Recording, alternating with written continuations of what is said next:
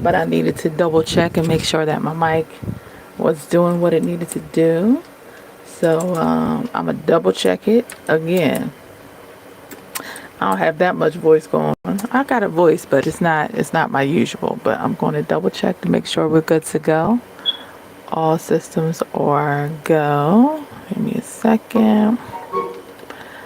But please, I want you guys to share this with somebody who's interested in real estate, who's interested in realtor life, and who wants to catch up, because it's been a minute. It's really, I'm saying new time live, but it's really noon-ish live, and who wants to catch.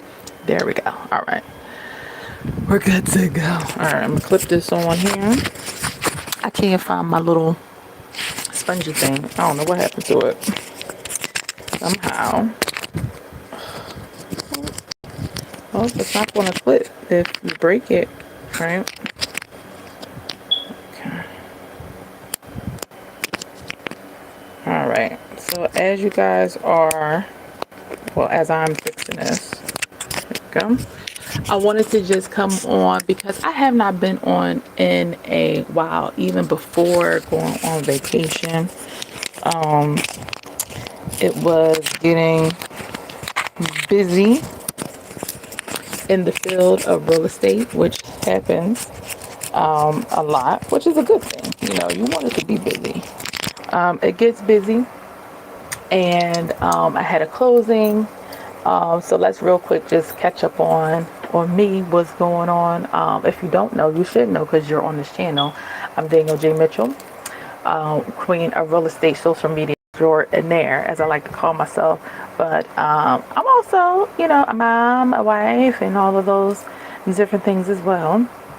And on this channel, I talk about real estate exclusively, mainly, and all that stuff.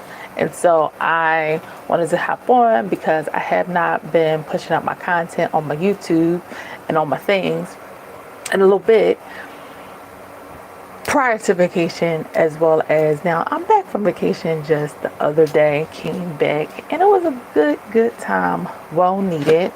You know, last year I wasn't able to take a vacation, a family vacation, and so to be able to do it this year, I was definitely grateful. We went to Orlando, Florida. No, we didn't go to Disney World. We did go to SeaWorld though, and it was a good time. But before I went on vacation, I had a closing, things got busy, putting in offers, all that stuff. And speaking of putting in offers, I had put in one for some clients of mine who are looking in far northeast. And I put in an offer. I had a gathering at my home, and I put in an offer while I was, you know, setting up for that gathering because it needed to get done. And it was one of those houses. Far northeast is definitely a very desirable neighborhood in Philadelphia. It's one of the amazing, I know, depending on where you, well, I can't even say depending on where you are. A lot of times Philly just gets a bad rap as far as crime rate and housing and all kinds of stuff. But there are some amazing, just like New York, there are some, you know, not so great pockets, but there are also some amazing pockets, just like any major city. And so in Philly, far northeast is a fantastic, hello, hi, just Danielle. It is a fantastic area to live in. It is not far from the suburbs. Closest to it is Bucks County, so that's like Trevose. What else is there? Trevose. Why can't I think? I want to say Ben Salem. Is Ben Salem? That's a shame, y'all. That's a shame. Give me a map. I'm drawing a blank. I didn't finish on my coffee, so please spare me. Hello, everybody, come in the room. I want to talk about this offer that I put in that my client did not get.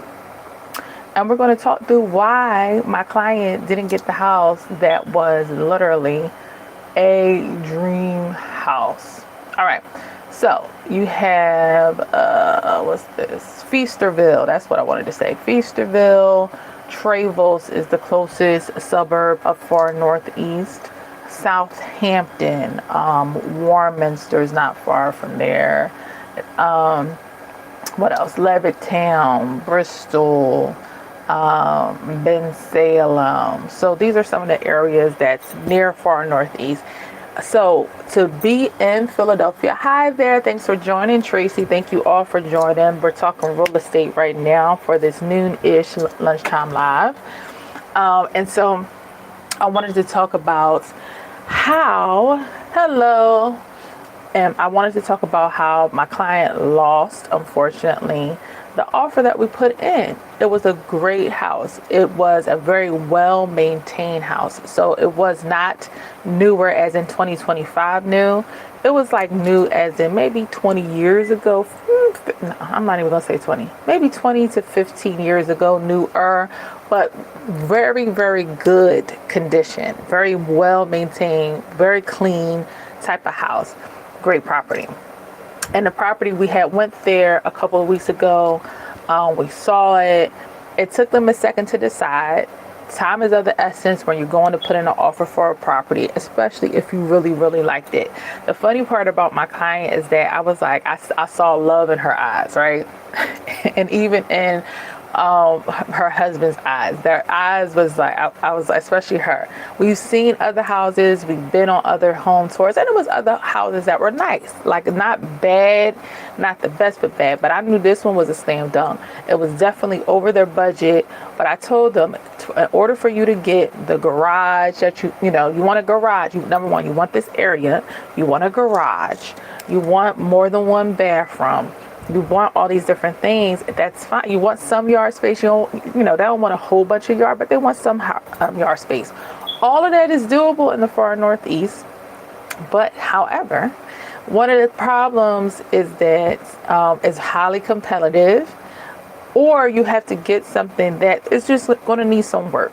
The good thing is my clients do have cash to work with to be able to do some renovations to a home. But of course, they don't want to use all of their funds, which is understandable. They are also looking to sell their current house as well, but they're trying to buy first, which is perfectly fine. They're trying to see what's in their budget that they can buy. I've told them now, for some reason, people think, they bought properties before, they had properties and everything. And for some reason, many people think that, oh, I can get a discount. I can get a discount. In some places in Philadelphia, you can. In some areas in Philadelphia, it is absolutely a buyer's market where you can. With some properties, it's a couple properties that we saw that are still sitting on the market because they're old. I'm not even going to say they're not in great shape, because they're in great shape, but they're just old. It's just not an updated house. But there are two houses that could perfectly potentially fit they check the boxes. Okay. So they all check the boxes of what they're looking for in a house. Garage is a big thing, more than one bathroom, yard space, all these different things. And so it's just like, I have to explain to buyers oftentimes. That's why I talk about deal breakers. What are your deal breakers? What are you ultimately looking for? What are your goals, right? For them, I think at first, because I've known them for a little bit now, since end of 2024, they kind of was like, they wanted to list their house first. They didn't like the number I gave them, but I'm like, this is the comps. I don't know what to tell you. They were looking for something more, and that's fine, but this is just what it is. And so they kind of put it on hold, and then they wanted to start looking again, because guess what started happening? I had already had them on my mailing list to receive properties, but they started seeing properties. I was like, oh, this looks nice. And of course, the properties that they start seeing, they flying off the market, because we came into spring, going into summertime. Okay, all that to say, we put in an offer for this house. I was trying to get it in as soon as possible, and it took a little time for them to sign and all that other stuff. Long to the short, there were multiple offers for the property. I already told them when I sent them the house, I said, listen, this is low. it's you could stand to go up, right?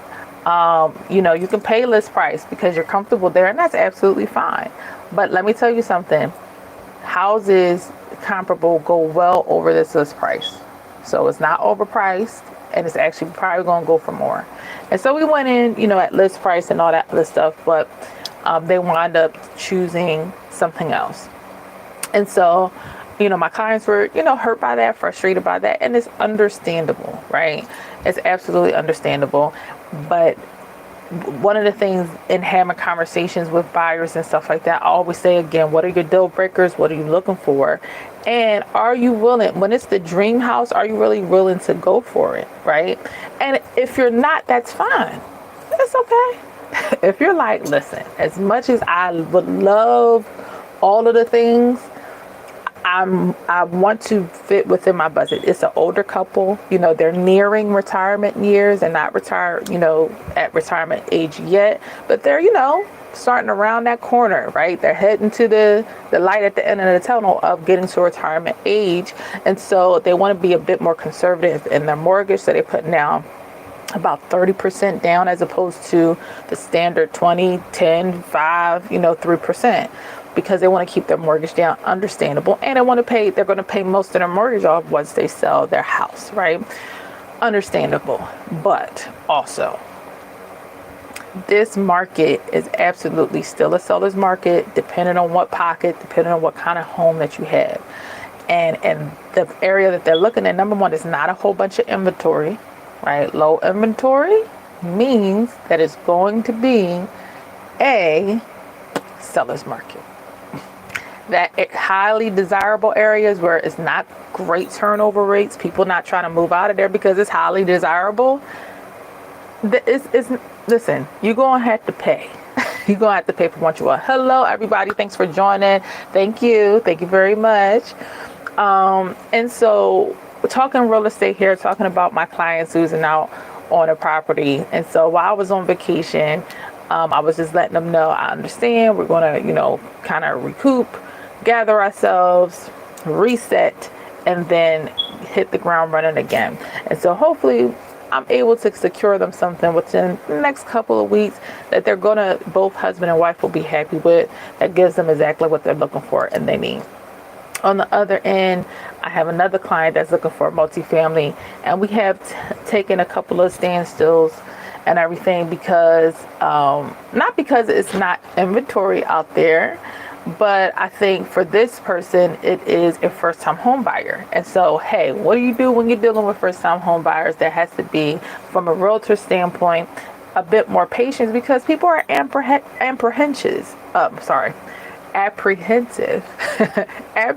when it comes to going along and getting a property. Thank you so much for coming back.